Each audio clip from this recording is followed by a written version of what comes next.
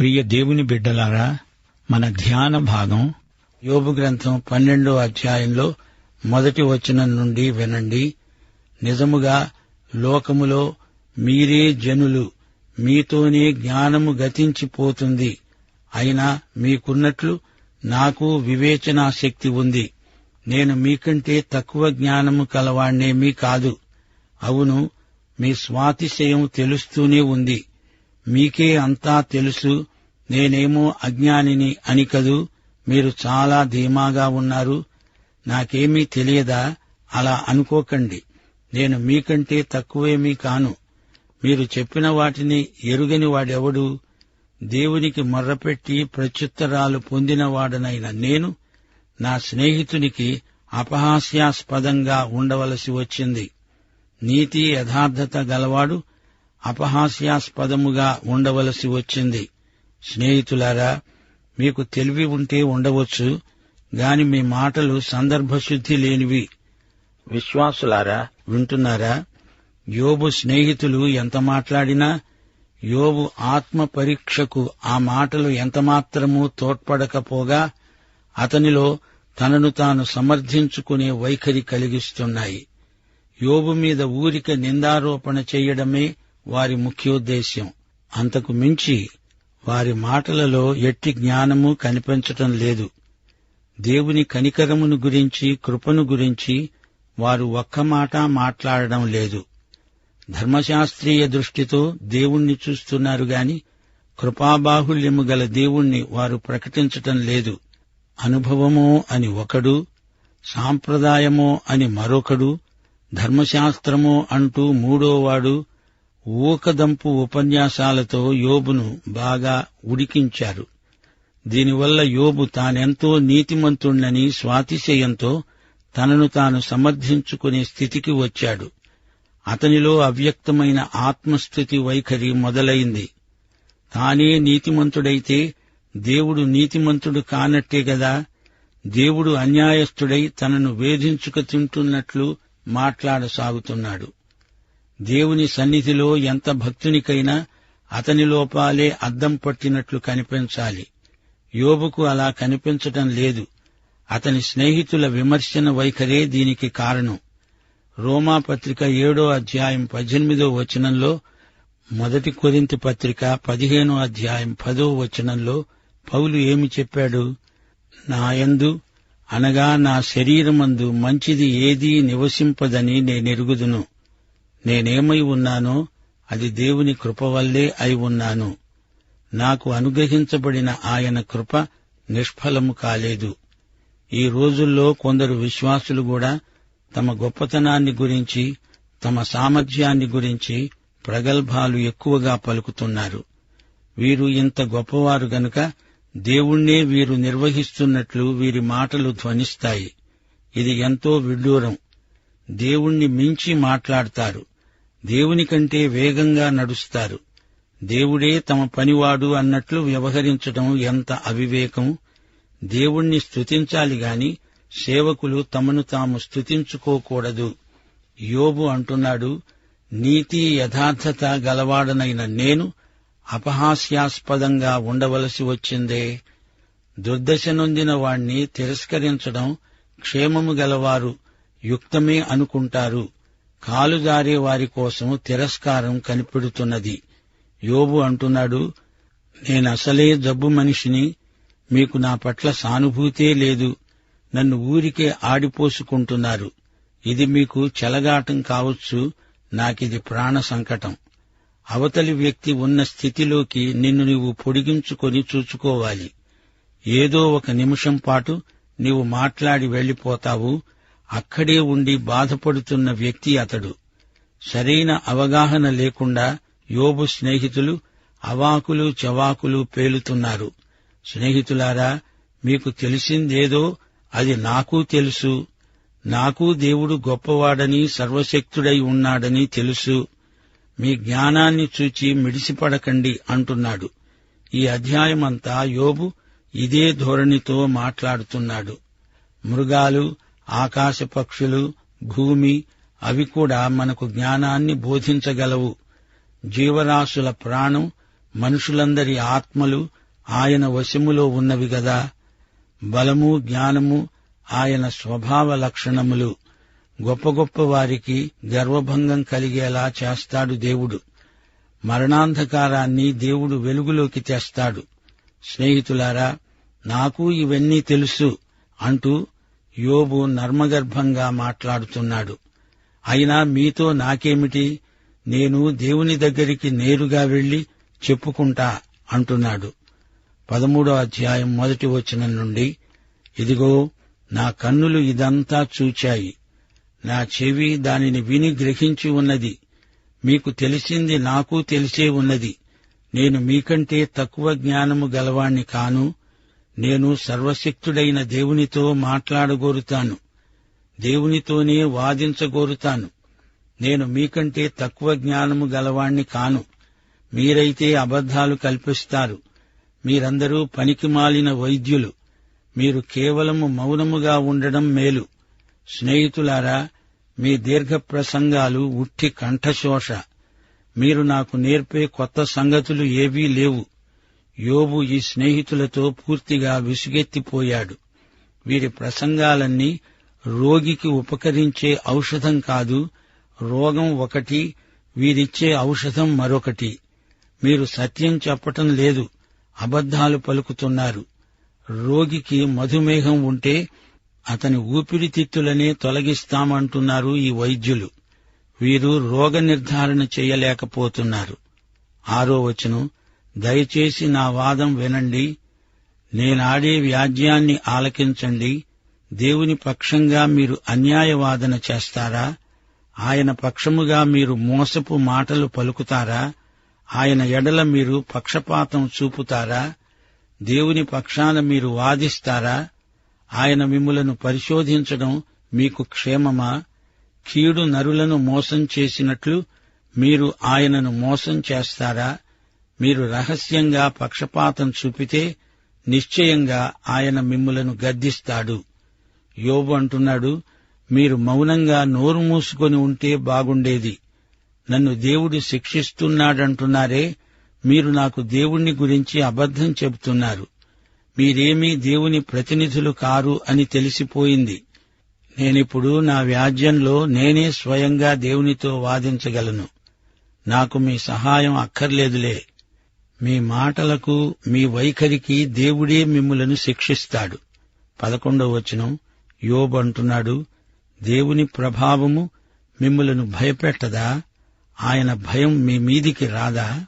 మీ హెచ్చరిక మాటలు బూడిద సామెతలు, మీ వాదములు మంటి వాదములు. నేను మాట్లాడతాను, నా జోలికి రాక మౌనులై ఉండండి. నా మీదికి వచ్చేది ఏదో అది రానియ్యండి. నేనెందుకు నా ప్రాణాన్ని ఎరగా చేసుకోవాలి? చేసుకోను గాని ప్రాణానికి తెగించి మాట్లాడతాను. 15వ వచనం, ఇదిగో ఆయన నన్ను చంపినా నేను ఆయన కోసం కనిపెట్టుకుని ఉన్నాను. ఆయన సన్నిధిలో నా ప్రవర్తన న్యాయమని రుజువుపరుస్తాను. ఇది నాకు రక్షణార్థమైనదే అవుతుంది. భక్తిహీనుడు ఆయన సన్నిధికి రావడానికి తెగించడు. విశ్వాసులారా, వింటున్నారా? యోబు తన స్నేహితులందరినీ విదిలించి పారేస్తున్నాడు. వారింతవరకు యోబులో ఏదో రహస్య పాపం ఉన్నదేమో అంటూ పరిశోధిస్తూ అభియోగాలు తెచ్చారు. వీరనుకున్న పాపాలు యోబు చేసి ఉండలేదు. నేనే స్వయంగా దేవుడి దగ్గర వాదిస్తాను, నా నిర్దోషిత్వాన్ని రుజువుపరుచుకుంటాను అంటున్నాడు. అది సరే యోబు, దేవుని సన్నిధిలో నీవు నిర్దోషివని రుజువు చేసుకోగలవా? నీతిమంతుడు లేడు, ఒక్కడూ లేడు అంటున్నాడు దేవుడు. మానవుడు జన్మపాపి. నీవు నిలువబడేది మహాసార్వభౌముడైన దేవుని ఎదుట. ఆయన మాత్రమే నీతిమంతుడు. ఆయన ఎదుట మరెవరూ నీతిమంతుడు కాజాలడు. యోబు, నీవు దేవుని సన్నిధిలో వాదించి నెగ్గగలవా?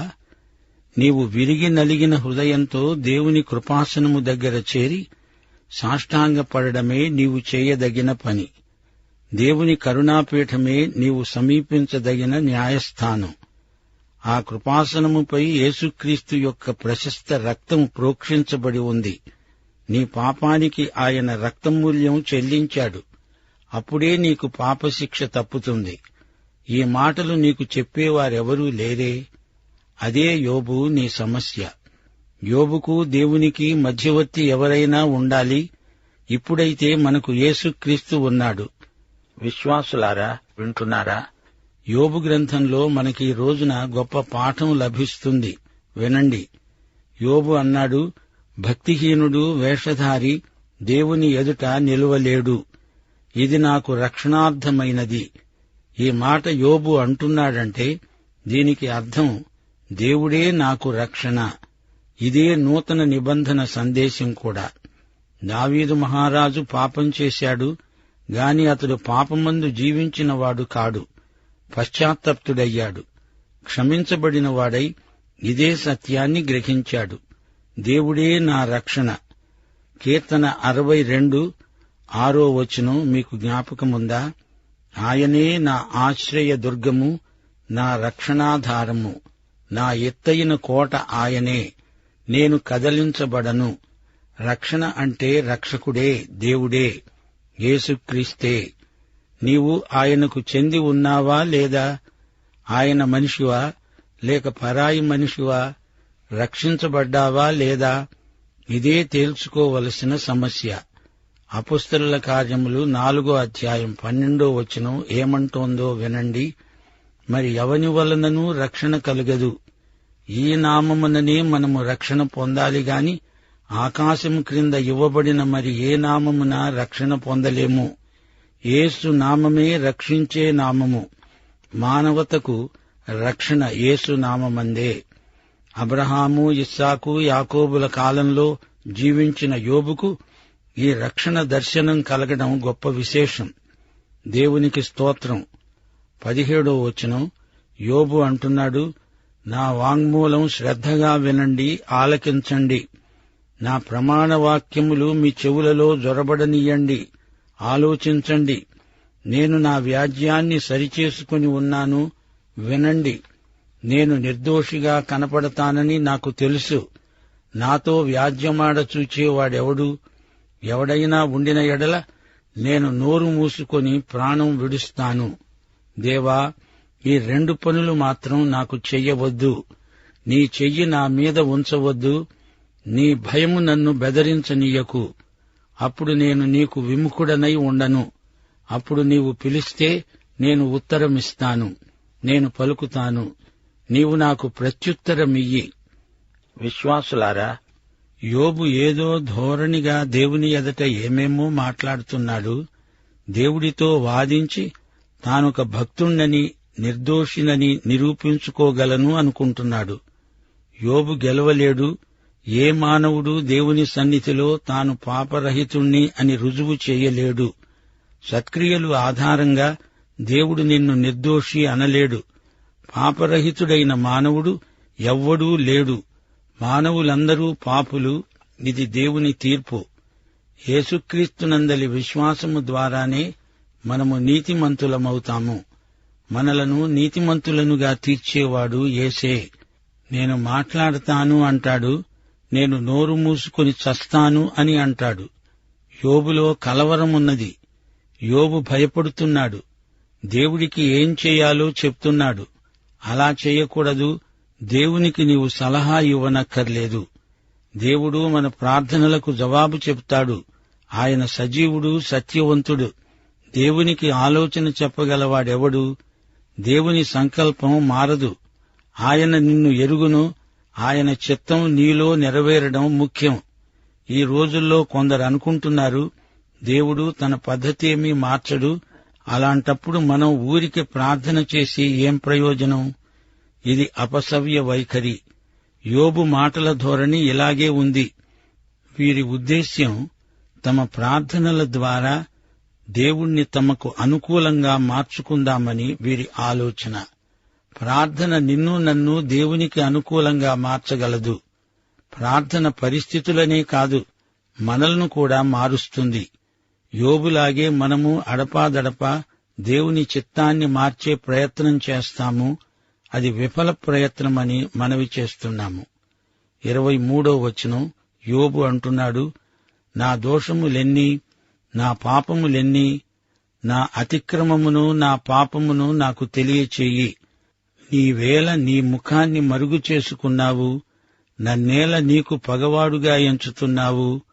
ఇటూ అటూ కొట్టుకొని పోతున్న ఆకును నీవు వేధిస్తావా? ఎండిపోయిన చెత్తను తరుముతావా? నీవు నాకు కఠినమైన శిక్ష విధించావు.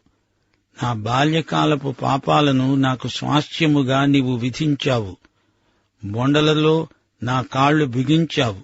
నా ప్రవర్తన అంతా నీవు కనిపెడుతున్నావు. నా అరికాళ్ల చుట్టూ గిరిగీచావు.